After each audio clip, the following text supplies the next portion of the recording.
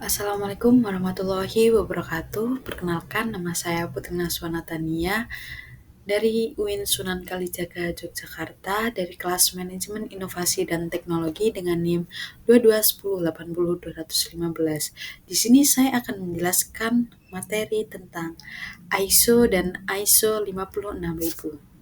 Langsung ke videonya. Materi yang pertama yaitu International Organization for Standardization atau bisa disebut dengan Organisasi Internasional untuk Standarisasi. Apa sih ISO itu? Jadi, ISO adalah sebuah organisasi internasional, itu didirikan pada tanggal 23 Februari tahun 1947 yang terdiri dari wakil-wakil dari Badan Standarisasi Nasional di setiap negara. ISO juga mengembangkan dan menerbitkan standar internasional untuk berbagai industri seperti teknologi dan layanan. Yang kedua yaitu ada standar ISO. Jadi di sini ada beberapa standar ISO. Yang pertama yaitu ISO 9001 yaitu dengan sistem manajemen mutu. Yang kedua yaitu ISO 14001 dengan sistem manajemen lingkungan. Yang ketiga yaitu ada ISO 27001 dengan sistem manajemen keamanan informasi. Yang keempat yaitu ISO 45001 dengan sistem manajemen kesehatan dan keselamatan kerja. Yang kelima yaitu ada ISO 22000 dengan sistem manajemen keamanan pangan. Yang keenam ada ISO 50001 dengan sistem manajemen energi, dan yang terakhir ada ISO 37001 dengan sistem manajemen anti penyuapan. Poin yang selanjutnya yaitu ada ISO 56000. Apa sih ISO 56000? Jadi ISO 56000 adalah serangkaian standar yang menjadi pedoman organisasi tentang cara menerapkan dan mengoperasikan sistem manajemen inovasi. Standar ini biasanya itu ditetapkan oleh komite teknis dengan pakar inovasi dari 50 negara yang menyusun praktik terbaik yang digunakan oleh organisasi dengan sistem inovasi yang paling sukses. Dalam standar-standar ISO 56000 ini dan praktek terbaik direkomendasikan oleh ISO untuk menerapkan sistem manajemen inovasi.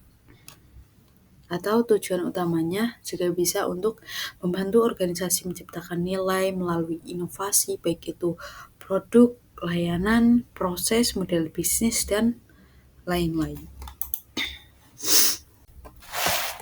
Yang selanjutnya yaitu what does ISO 56000 consist of, atau ISO 56000 itu terdiri dari apa aja sih? Jadi yang pertama itu ada konsep dasar ISO 56000 di tahun 2020 dan memiliki prinsip manajemen inovasi yang direvisi di tahun 2025. Yang kedua yaitu ada sistem manajemen inovasi ISO 56000 di tahun 2024, yaitu isinya persyaratan. Yang ketiga yaitu ada sistem manajemen inovasi ISO 56002 di tahun 2019, yaitu tentang panduan. Yang keempat yaitu ada alat dan metode ISO 56003 di tahun 2019 tentang kemitraan inovasi. Yang kelima yaitu ada penilaian manajemen inovasi ISO 56004 di tahun 2019. Yang keenam ada ISO 56005 di tahun 2020, alat dan metode manajemen kekayaan intelektual. Yang ketujuh yaitu ada ISO 56006, alat dan metode manajemen merupakan ide dari ISO 56006. Yang kedelapan yaitu ada ISO 56007, alat dan metode manajemen ide. Dan yang kesembilan yang terakhir yaitu Alat dan metode ISO 56008 tentang manajemen inovasi. Yang selanjutnya yaitu ada innovation atau inovasi. Innovation is a new or changed entity like a product, service, process, model, or method that realize or retributes value. Atau inovasi adalah entitas baru atau yang berubah seperti produk, layanan, proses, model, atau metode yang mewujudkan atau mendistribusikan kembali nilai. Innovation is about the result, not just the creative process. Jadi inovasi itu tentang hasil, bukan hanya tentang proses kreatif, tapi hasil. Kalau if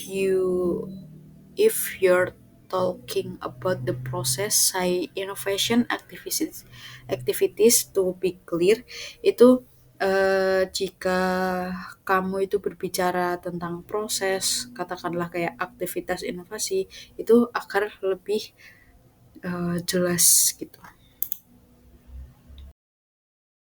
Yang selanjutnya yaitu ada novelty and value atau kebaruan dan nilai. Novelty atau kebaruan dan nilai itu adalah kontekstual apa yang dianggap inovatif bergantung pada bagaimana organisasi dan pemangku kepentingannya itu memandang kebaruan dan nilai itu sendiri. Contohnya seperti solusi yang baru bagi perusahaan kamu meskipun sudah ada di tempat lain tetapi tetap dapat menjadi inspiratif bagi kamu sendiri. Yang selanjutnya yaitu ada types of innovation atau jenis-jenis innovation. Eh, Bukan hanya dari produk fisiknya, tapi juga bisa dari a service, layanan, proses, sebuah prosesnya itu sendiri, dari sebuah model bisnis, dan suatu metode dalam melakukan sesuatu inovasi dan lain-lain.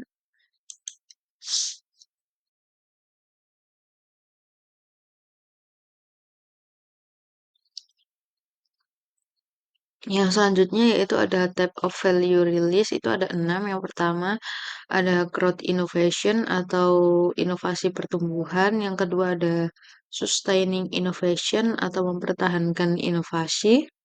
Yang ketiga ada strategic innovation atau inovasi strategis.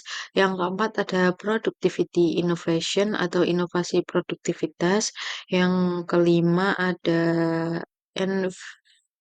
environment innovation atau inovasi lingkungan, dan yang terakhir ada social innovation atau inovasi sosial.